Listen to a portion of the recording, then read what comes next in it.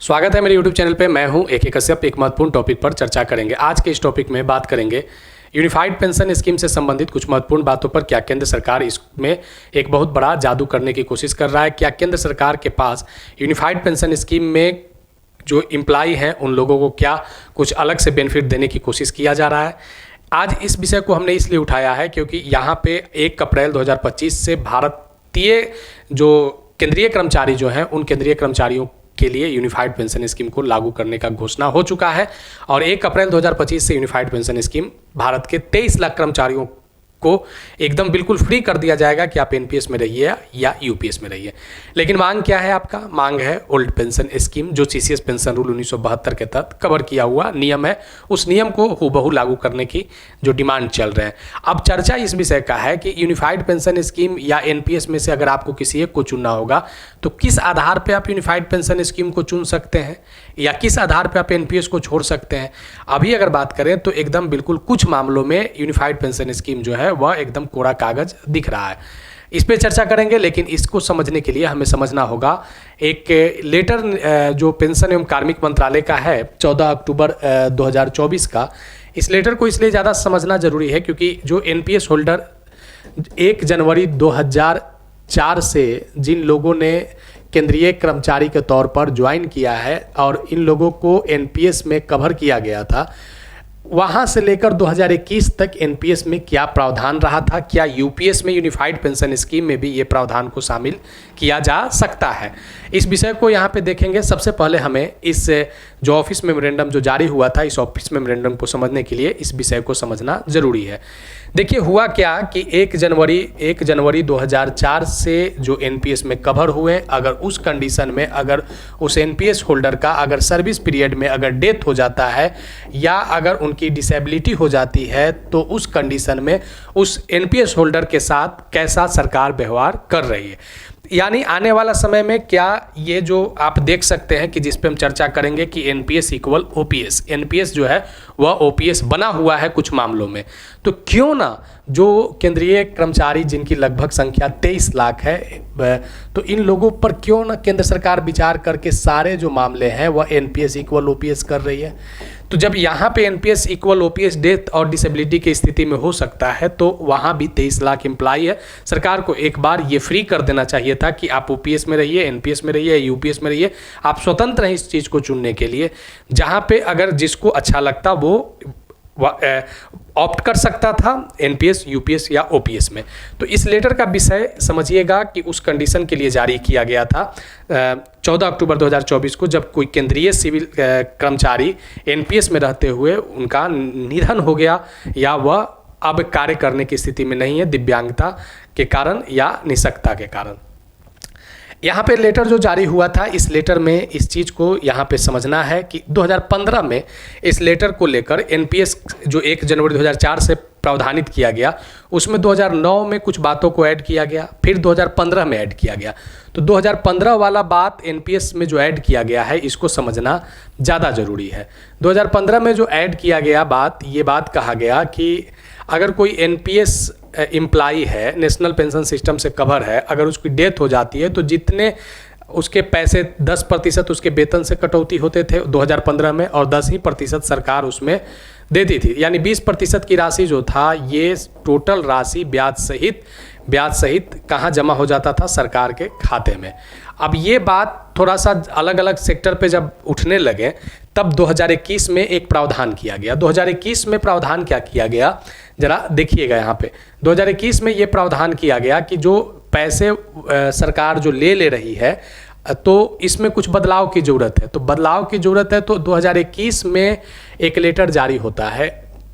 2021 के इस लेटर के आधार पर ये बातें मेंशन किया जाता है कि अगर कोई एनपीएस अकाउंट होल्डर अगर एम्प्लॉय है तो अगर उसकी मृत्यु हो जाती है अगर सर्विस पीरियड में, या अगर वह अशक्त या निःशक्त हो जाता है, कार्य करने की स्थिति में नहीं रहता है और वह सेवा मुक्त हो जाता है, तो उस स्थिति में 2021 में जो एनपीएस में उसके वेतन से 10% की राशि कटती थी और उस समय 14% सरकार देने लगा था, 4% 2021 में बढ़ चुका था।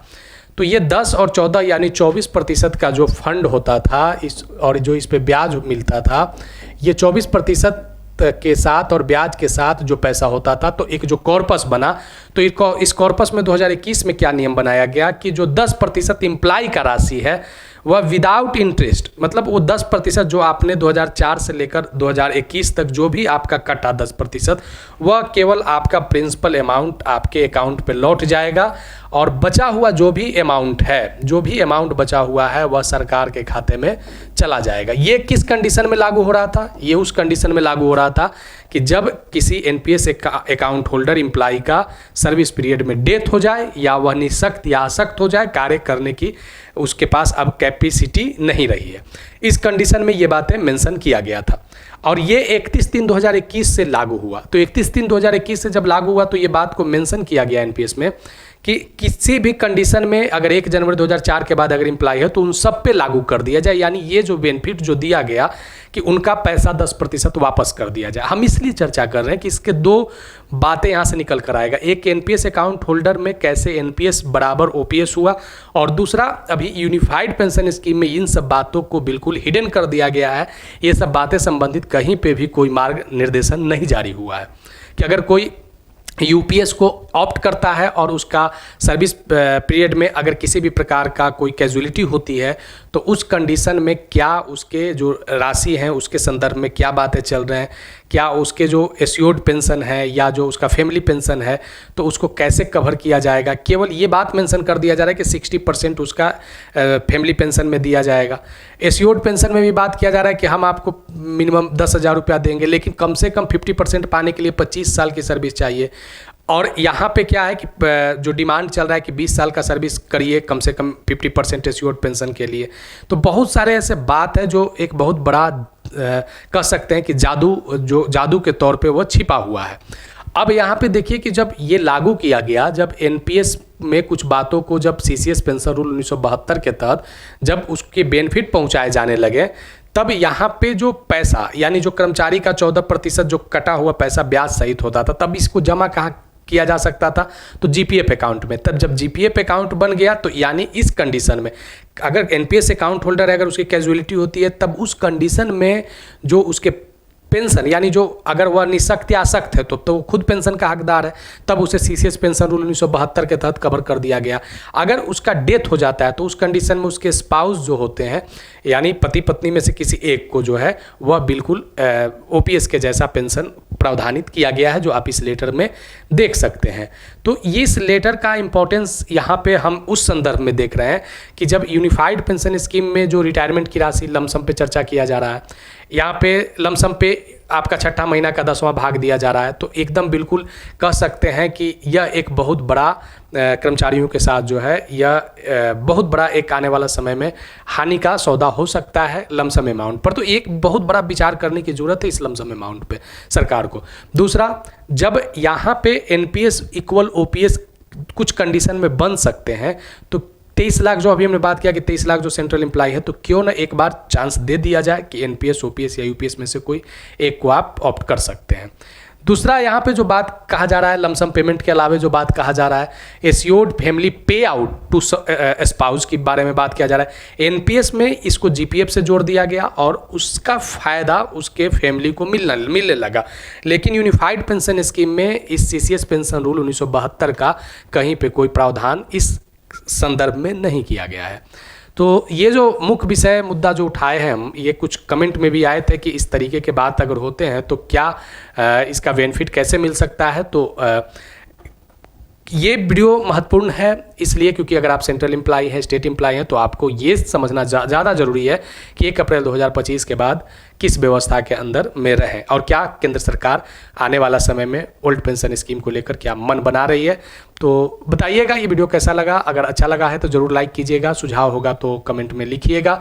अगर नए जुड़े हैं तो सब्सक्राइब करके बेल आइकन को ज़रूर दबा दीजिएगा। मिलेंगे आगे नेक्स्ट वीडियो नेक्स्ट टॉपिक में। धन्यवाद।